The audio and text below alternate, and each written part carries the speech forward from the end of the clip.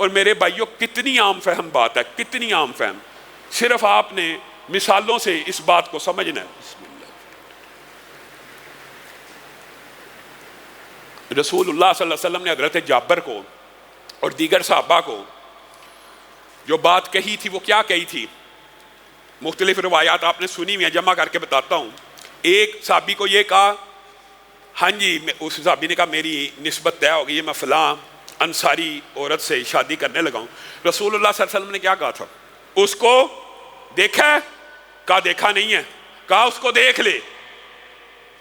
اب مجھے ایمانداری سے بتائیے، حضرت جابر کو بھی کہا، اس صحابی کو بھی کہا، دیگر صحابہ کو بھی حکم دیا کہ جس سے تمہاری نسبت طے ہو جائے، منگنی ہو جائے، پہلی بات یہ پتہ لگتی ہے کہ معاشرے کے اندر صحابہ کا یہ دستور اور چلن پردے کی آیت کے بعد یہ بن گیا تھا کہ وہ عورتوں کو دیکھا نہیں تھے کرتے۔ تو رسول اللہ صلی اللہ علیہ وسلم نے کہا جن سے شادی کرنا چاہتے ہو، جن سے منگنی ہو گئی ہے، اس کو دیکھا ہے؟ نہیں دیکھا، ان کو دیکھ لیا کرو، کیونکہ انصاری عورتوں میں بعض کی آنکھوں میں ایک پرابلم ہے۔ یہ بھی حدیث کے الفاظ ہیں، اپنی طرف سے نہیں کہہ رہا۔ اب مجھے بتائیں ایمانداری سے، منگیتر کو دیکھنے کی جو اللہ نے اور رسول اللہ نے اجازت دی ہے، کیا وہ دیکھنا چہرے کا ہے کہ اس کو برہنہ دیکھنے کی اجازت ہے؟ اگر چہرہ پہلے ہی ننگا ہے اور اگر چہرے کا پردہ ہی نہیں ہے، اگر چہرے کا پردہ ہی نہیں تو اجازت کس چیز کی دی جا رہی ہے؟ عام فہم بات ہے، بڑی جھٹکی بات ہے۔ چہرے کا پردہ ہی نہیں تو پھر کس چیز کی رسول اللہ اجازت دے رہے ہیں؟ اور معاذ اللہ، اب تم یہ جسارت کرو گے کہ رسول اللہ صلی اللہ علیہ وسلم معاذ اللہ ثم معاذ اللہ منگیتر کو جو دیکھنے کی اجازت دے رہے ہیں، برہنہ دیکھنے کی اجازت دے رہے ہیں۔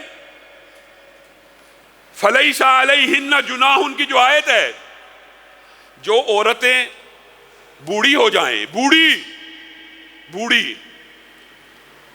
کتنی بوڑھی کہ ان کے ایام آنا بند ہو جائیں اور ان کے اندر نگاہ کی رغبت باقی نہ رہے، ان کے اوپر کوئی گناہ نہیں ہے کہ ان یضعن ثیابہن،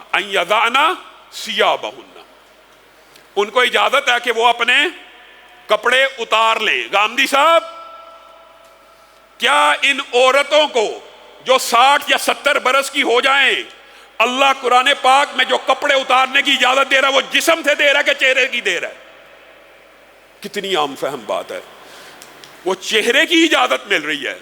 غیر متبرجات بزینہ کے اندر یہ لفظ بتا رہا ہے کہ چہرے سے بھی جب کپڑے کو اتارنا ہے تو اس طرح اتارنا کہ چہرے کے اوپر کوئی میک اپ موجود نہ ہو۔ غیر متبرجات اور بزینہ اس بات کی دلالت کرتا ہے کہ ناک میں کوئی چیز نہ ڈلی ہو، چہرے کے اوپر میک اپ نہ ہو، آنکھ میں سرما نہ ہو۔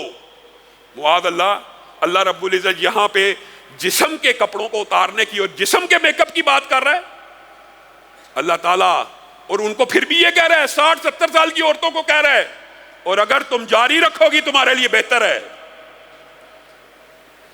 آپ بتائیے یہ معاشرے کے اندر یہ زنا کا دباچہ، میرے بھائیوں، زنا کا دباچہ، زنا کے مقدمات میں ابتدائی چیزوں میں خدا کی قسم بے پردگی، چہرے کی بے پردگی سب سے بڑی وجہ ہے، اور اسی کو حلال کر دیا گیا، اسی کو حلال کر دیا گیا۔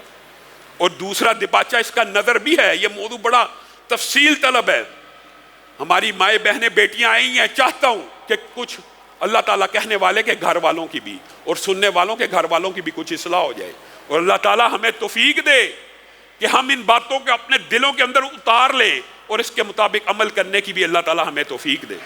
دوسری بات ہے نظر کی،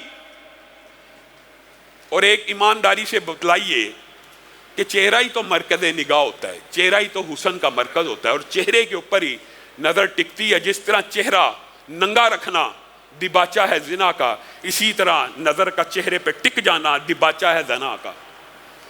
وَلَا تَقْرَبُوا الزِّنَا، اللہ نے یہ نہیں کہا ڈائریکٹ کہ زنا مت کرو، زنا کے ان مقدمات سے بچو، زنا کے ان دباچوں سے بچو، زنا کے ان دباچوں سے بچو۔ جیسے وہ حدیث آپ کے سامنے مشہور ہے کہ شیطان انسان کو کہتا ہے تنہائی میں چل ذرا گانا گا، موسیقی لگا۔ یہ بھی دباچے ہیں، یہ دباچے ہیں، یہ مقدمات ہیں، لیکن سنگین مقدمات میں ایک چہرے کا پردہ نہ ہونا۔ اور چہرے کے پردے کے حوالے سے بات آئی ہے تو ایک دو باتیں اور کہہ کے اپنی بات کو آگے بڑھاؤں گا کہ حضرت عائشہ خود بیان کرتی ہیں، اور حضرت اسماء بنت ابی بکر سے بھی یہ بات موجود ہے کہ ہم رسول اللہ کے ساتھ تھے، بات کی بات نہیں، ساتھ تھے، حالت احرام میں تھے، جب مرد آتے تھے تو ہم اپنے چہرے کو ڈھانپ لیا کرتے تھے، اور رسول اللہ صلی اللہ علیہ وسلم نے عورتوں کو حالت احرام میں ہاتھ پہ دستانے اور چہرے پہ نقاب سے منع کیا۔ اس سے یہ بات ثابت ہوتی ہے کہ معاشرے میں پردے کی آیات اتر جانے کے بعد ساری کی ساری عورتیں چہرے کا نقاب بھی کرتی تھی اور ہاتھوں پہ دستانے بھی چڑھاتی تھی۔ اب یہاں سے بعض لوگ استدلال کرتے ہیں جی احرام کی حالت میں نقاب کی اجازت نہیں۔ احرام کی حالت میں نقاب نہ کرنے کا حکم بذات خود اس بات کی دلالت کرتا ہے کہ اس کے علاوہ تو ساری عورتیں نقاب ہی کرتی ہیں، اور پھر یہ جو حکم ہے اس کا امپلیمنٹیشن حضرت عائشہ نے کر کے دکھا دی کہ جب مرد کچھ دور چلے جاتے تھے ہم نقابوں کو اٹھا لیتی تھی، اور جب قریب آ جاتے تھے ہم نقابوں کو گرا دیتی تھی۔ رسول اللہ صلی اللہ علیہ وسلم ہمارے ساتھ تھے، اور رسول اللہ صلی اللہ علیہ وسلم کے سامنے کوئی عمل ہو جائے وہ بھی حدیث تقریری ہو جاتا ہے۔ گویا یہ بھی مقدمہ جو انہوں نے گڑھا کہ چہرے کے اندر کچھ نہ کچھ گنجائش موجود ہے، میرے بھائیوں یہ چہرے کو دیکھنا، یہ نظر کا فتنہ اتنا شدید ہے کہ اللہ رب العزت نے کلام حمید میں مومن، جہاں پہ بھی مومن کا ذکر آتا نا یا ایھا الذین آمنوا، تو اس سے مراد مومن مرد بھی ہوتے ہیں اور مومن عورتیں بھی ہوتی ہیں، لیکن اللہ رب العزت کو یہ بات سمجھانا مطلوب اور مقصود ہے قُل لِّلْمُؤْمِنِينَ يَغُضُّوا مِنْ أَبْصَارِهِمْ وَيَحْفَظُوا فُرُوجَهُمْ، مومن مردوں کو الگ اللہ رب العزت نے مخاطب ہو کے کہا ہے قُل لِّلْمُؤْمِنِينَ يَغُضُّوا مِنْ أَبْصَارِهِمْ، مومن مردوں کو کہہ دیجئے، اللہ کے رسول آپ پیارے محمد صلی اللہ علیہ وسلم کہہ دیجئے کہ اپنی نظروں کو جھکا کے رکھیں۔ ہوگا کیا؟ نظر ابتدا ہے، اگر یہ بات سمجھ آ جائے تو زنا سے انسان بچ جاتا ہے۔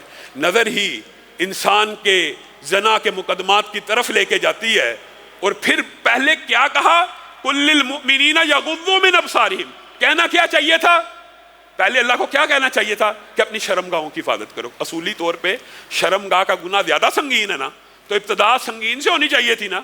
جہاں پہ بھی آپ نے قرآن پاک میں اسلوب دیکھا سنگین سے ابتدا ہوتی ہے، شرک سے ابتدا ہوتی ہے، پھر باقی گناہوں کا ذکر ہوتا ہے۔ یہاں پہ ابتدا نظر سے ہو رہی ہے، جو بذات خود اس بات کی دلالت ہے کہ یہ نظر ہی انسان کو زنا کی طرف لے کے جاتی ہے، اور شرمگاہ کی حفاظت بعد میں آ رہی ہے۔ گویا نظر اگر پاک صاف نظر انسان کی ٹھیک ہو گئی، زنا کا مقدمہ ہی نہیں آنا، زنا کی نوبت ہی نہیں انشاءاللہ آنی۔